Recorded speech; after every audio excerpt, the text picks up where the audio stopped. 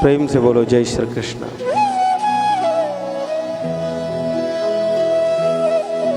एक बार मैं ट्रेन में सफर कर रहा था तो वहां अन्य संप्रदाय के लोग भी थे। मैं भी ऊपर की बर्थ में आराम कर रहा था और हमारे कुछ सनातनी भाई, हिंदू भाई नीचे बैठे थे और कुछ अन्य संप्रदाय के लोग भी थे जो हमारे भगवान श्री कृष्ण की बुराई कर रहे थे। बुराई क्या कर रहे थे कि वो कैसा भगवान जो 16,108 विवाह किया और हमको बोलते कि हम सारे अपने घर परिवार सबको छोड़ दें। हम सनातनियों की यही सबसे बड़ी परेशानी है कि हम लोग अपने ग्रंथों के तरफ बढ़ते नहीं हैं। अन्य संप्रदाय को देखो तो अपना लाखों का काम छोड़ करके भजन का समय आएगा तो भजन के लिए चले जाते हैं, उनके पूजा का समय आएगा तो उस समय चले जाएंगे। लेकिन हम लोग ना तो खुद जाते ना अपने बच्चों को ये चीजें सिखाते। हम तो लोगों से सुन के ये पता चल गया कि भगवान ने 16,108 विवाह किया, लेकिन कैसे किया। अगर कोई अन्य संप्रदाय का व्यक्ति हमारे सनातन की बुराई करे तो हम उसको सुनते हैं और उसके हाँ में हाँ और मिलाते हैं। उसका कारण क्या है? उसका कारण एक ही है कि हम लोगों ने अपने भगवान, अपने परमात्मा के बारे में जाना ही नहीं, कभी जानने की कभी कोई कोशिश ही नहीं की। हमारे तुलसीदास जी लिखते हैं, निर्मल मन जन सो मोहि पावा, मोहि कपट छल छिद्र न भावा। हमारे भगवान तो केवल निर्मल मन जीव का देखते हैं। प्राणी का शरीर, प्राणी की सुंदरता, मानव की सुंदरता, मानव का धन धान्य ऐश्वर्य नहीं देखते भगवान। भगवान तो सुंदर भाव देखते हैं, सुंदर मन देखते हैं। और इसका सबसे बड़ा यदि उदाहरण किया जाए तो भगवान के 16,108 विवाह में से एक विवाह में, वो कौन सा? मेरे भगवान ने एक विवाह किया है जामवंती अर्थात भालू की पुत्री के साथ।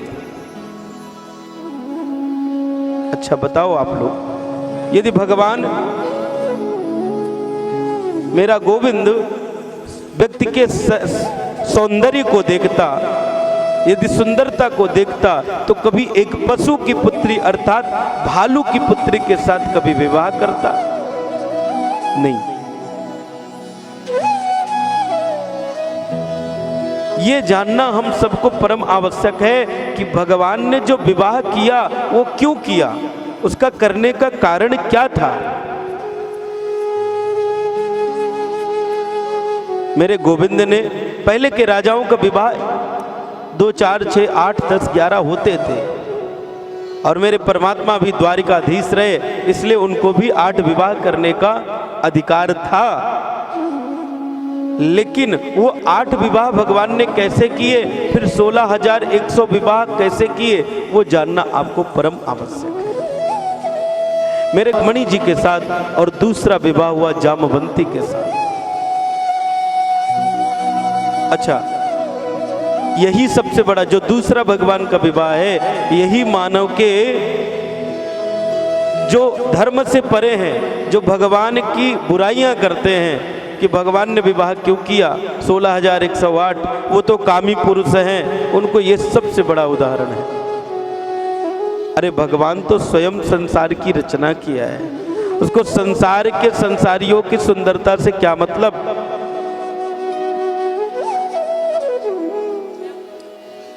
तो किसी ने पूछा महाराज जामवंती के साथ विवाह कैसे, तो आपको हम बताएं। एक सत्राजित नाम के महाराज थे, उनके पास एक श्यामंतक मणि थी। वो श्यामंतक मणि का नित्य प्रति 8 घंटे पूजा करना और उसमें से 8 भार सोना निकलना। एक बार वो राजा सत्राजित उस श्यामंतक मणि को पहनकर भगवान के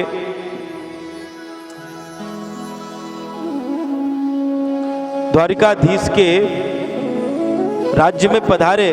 द्वारिकाधीश ने उस सामंतक मणि को देखा, उनसे पूछा ये क्या है। तब वो सत्राजित ने उस मणि के चमत्कार के बारे में, विशेषता के बारे में बताया। तब भगवान कहते हैं अगर आपको बुरा ना लगे तो आप इस मणि को हमारे खजाने में छोड़ो, जिससे संसार का कल्याण हो। देखिए यहां पर भी एक बात है, जो राजा होता है उसको विशेष चीजों पे उसका पूर्ण अधिकार होता है। जैसे आज राज्य सत्ता चल रही है, अगर किसी की भी खेत में पेट्रोल निकल जाए या सोना निकल जाए या कुछ भी विशेष चीज निकल जाए तो उसको सरकार अपने अंडर में ले लेती है। लेकिन ये गोविंद का राज्य है, गोविंद का अधिकार होते हुए भी गोविंद किसी पे कभी अत्याचार नहीं किए। द्वारिकाधीश के राजा थे, समर्थवान थे, लेकिन फिर भी कहते अगर आपको उचित लगे तो आप ये राज्य कोष में जमा कर सकते हैं। लेकिन सत्राजित कहते हैं कि मैं ये मणि नहीं दे सकता हूँ। भगवान कहते आपकी इच्छा है और हमारे तंत्रता से जीने का अधिकार है, तो आपकी जैसी इच्छा हो। आज सत्राजित उस मणि को लेकर के गए। सत्राजित का एक भाई है जिसका नाम है प्रसेन। आज प्रसेन शिकार करने गया है, लेकिन उस मणि को भी गले में डाल के गया। और जब वहां गया तो वहां पर एक सिंह ने इस प्रसेन को देखा और सिंह ने इसको मार करके मणि छीन ली।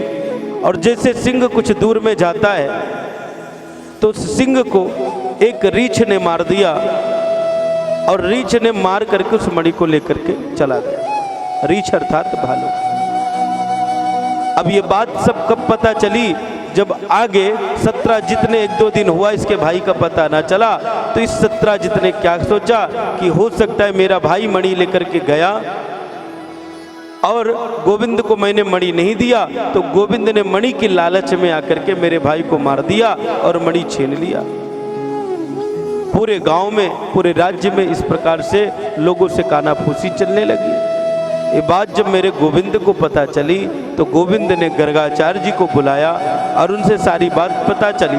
तो गर्गाचार्य जी कहते देखो कृष्ण, तुमने चौथ का चंद्रमा देखा, इसलिए चौथ का चंद्रमा देखने से कलंक लगता है, इसलिए अकारण ही आपको कलंक लग गया है। गोविंद को अच्छा नहीं लगा। आज मेरे परमात्मा उस कलंक को निकालने के लिए सत्य के तह तक जाना चाहा और जिस जंगल में शिकार करने के लिए सत्राजित का भाई प्रसेन गया था, आज वहां पर मेरे गोविंद भी चले गए। और जब घोर वन में गए तो घोर वन में सिंह के, जहां पर प्रसेन की लाश पड़ी थी वहीं पे सिंह के पैरों के निशान थे। सिंह के पैरों के निशान के सहारे कुछ दूर और गए तो सिंह भी मरा पड़ा हुआ था, लेकिन वहां मणि नहीं थी। तब भगवान ने ध्यान से देखा तो रीछ के पैरों के निशान थे। और रीछ के पैरों के निशान को देखकर गोविंद उस पैरों के निशान के सहारे सहारे आगे जाने लगे। और जब गए तो एक घोर गुफा में पहुंच गए। उस जब घोर गुफा में गए तो एक रीछ पुत्री उस मणि के साथ किलोर कर रही थी। भगवान ने उस मणि के साथ खेलते हुए देखा तो मणि को लेने की कोशिश किया। इतने में उस रीछ पुत्री ने चिल्लाई, बचाओ बचाओ बचाओ। और जैसे चिल्लाई वैसे ही एक रीछ राजा आकर के भगवान को पीछे से पकड़ लिया।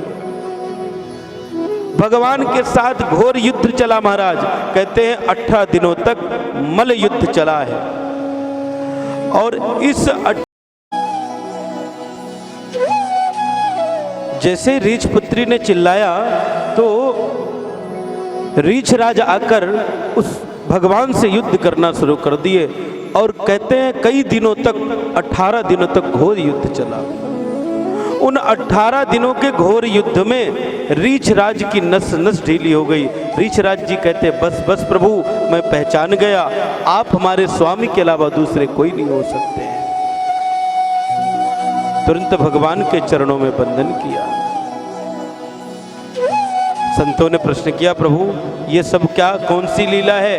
कहते रीछ राज कोई और नहीं, जब त्रेता में राम रावण का युद्ध हुआ, उस राम रावण के युद्ध में जो जामवंत जी थे, वही जामवंत जी आज रीछ राज भगवान से मिले हुए हैं, और वही रीछ राज जामवंत जी भगवान से युद्ध करते हैं। कहते हैं जामवंत जी ब्रह्मा के अवतार थे। जामवंत जी में इतनी शक्ति थी, इतना ताकत था कि एक मुष्टिक में सारी रावण सेना को परास्त कर सकते थे, लेकिन जब तक प्रभु की आज्ञा नहीं तब तक ऐसा कुछ भी नहीं हुआ। जब राम रावण का युद्ध हुआ, सबने भगवान से कुछ न कुछ मांगा। जब बारी आई जामवंत जी की, तो जामवंत जी कहते, प्रभु इतना बड़ा युद्ध हुआ लेकिन हमारे टक्कर का कोई ना मिला। तो भगवान कहते हैं आप कहना क्या चाहते हैं? तो कहते, प्रभु बस यही विचार था कि एक बार देखते हैं कि मेरे स्वामी में कितनी ताकत है। भगवान मुस्कुरा कर कहते हैं, हे रीछराज, इस बार तो मैं मर्यादा पुरुषोत्तम राम हूं, और मर्यादा के अनुसार ऐसा है कि एक मित्र दूसरे मित्र के साथ युद्ध नहीं कर सकता है। लेकिन आप चिंता मत करें, आपकी इच्छा मैं द्वापर में जरूर पूरी करूंगा। आज वही भगवान श्री कृष्ण रीछ राज की उस त्रेता की इच्छा को पूरी करने के लिए आज आए हैं, और दोनों में भयंकर युद्ध चला है। इस युद्ध में रीछ राज समझ गए कि हमारे प्रभु के अलावा और कोई नहीं। तुरंत भगवान के चरणों को पकड़ा है, भगवान से प्रश्न किए, प्रभु क्षमा करें, इतनी देर कैसे लगा दी? प्रभु कहते हैं कि मैं तो आना बहुत दिनों से चाहता, लेकिन जब अवसर मिलता है तो ही कार्य होता है। दोनों की बड़ी सुंदर वार्ता हुई। जामवंत जी कहते, प्रभु एक बार पुनः वह झांकी दर्शन कराएं। वही सिया राम की झांकी मेरे भगवान ने जामवंत की इच्छा पूरी करने के लिए वही राम अवतार की झांकी द्वापर में भी एक बार रीछ राज को दर्शन कराया है। रीछ राज देख करके गदगद हो गए और कहते, प्रभु मेरी एक छोटा धन है, इसे भी आप स्वीकार करें। आज रीछ राज ने उस मणि के साथ अपनी पुत्री को भी भगवान को अर्पण कर दिया है। और आज मेरे प्रभु भगवान श्री कृष्ण कोई सौंदर्यता को नहीं देखा है, आज केवल रीछ राज के सुंदर भाव को देखकर भालू की पुत्री के साथ विवाह किया है और लेकर के अपने द्वारिकापुरी में आए। इस प्रकार मेरे प्रभु का दूसरा विवाह जामवंती के साथ। जब भगवान ने उस मणि को सत्राजित को दिया तो सत्राजित शर्मिंदा होकर के अपनी पुत्री का विवाह कृष्ण के साथ करने के लिए कहा। भगवान और मणि भी देना चाहा, भगवान ने विवाह तो कर लिया लेकिन मणि नहीं लिया। अंत में उसके यहाँ चोरी होती है, सत्राजित को मारा जाता है, तब भगवान के पास ही वो मणि आती है। तीसरा विवाह मेरे भगवान का जो है सत्यभामा के साथ हुआ, और चौथा विवाह भगवान का कालिंदी, पांचवा मित्रबंदा और छठवा सत्या, सातवां भद्रा और आठवां लक्ष्मणा के साथ। इस प्रकार से मेरे प्रभु के 8 विवाह हुए। तो ये 8-10 विवाह तो राजाओं के होते ही थे, ये 16,108 पूरे कैसे हुए? तो इसकी कथा आपको जानना परम आवश्यक है, क्योंकि लोग इसी शब्द को लेकर के कई बार कि वो तो कामी पुरुष 16,108 विवाह किए, तो महाराज आपने भगवान की करुणा नहीं देखी। एक बार भगवान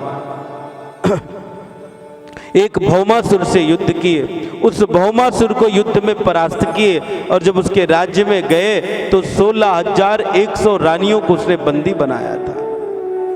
उसका संकल्प था कि 21,000 रानियों के साथ मैं एक साथ विवाह करूंगा। उसने 16,100 राजकुमारियों को बंदी बनाया हुआ था। भगवान ने जब उनको देखा तो भगवान ने और सत्यभामा दोनों जन साथ में थे। तो भगवान ने पूछा, अब आप कहाँ जाएंगी? तो बोले, अब हमारे पास प्राणांत करने के अलावा दूसरा कोई चारा नहीं है। महाराज, जब लोग सीता जैसी, माँ भगवती सती जैसी देवी पर लोग जो है कलंक लगा सकते हैं, तो फिर वो तो साधारण राजकुमारियां थी, उन पर लोग क्यों नहीं लांछन लगाते। इसलिए आज भगवान कहते हैं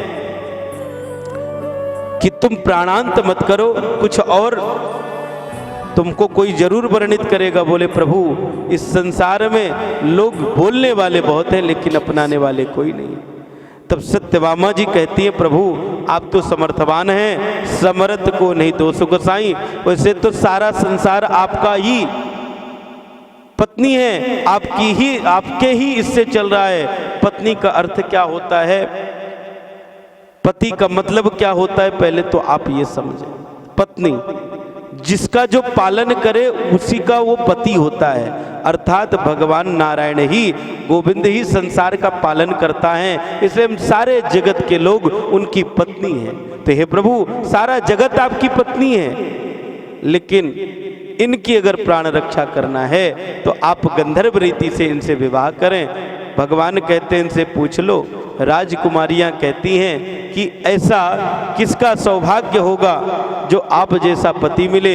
ये तो मेरा अहम सौभाग्य है जो आप हमें पत्नी रूप में स्वीकार करने के लिए तैयार हैं। आज सत्यभामा जी के द्वारा भगवान ने उन 16,100 राजकुमारियों से एक साथ विवाह किया। इस प्रकार से मेरे भगवान के 16,108 विवाह। तो कहने का भाव मतलब क्या महाराज, कि भगवान किसी की सौंदर्यता को नहीं देखता, क्योंकि वो तो स्वयं सौंदर्य को बनाने वाला है। जिसकी रचना इतनी सुंदर, वो कितना सुंदर होगा। प्रेम से बोलो।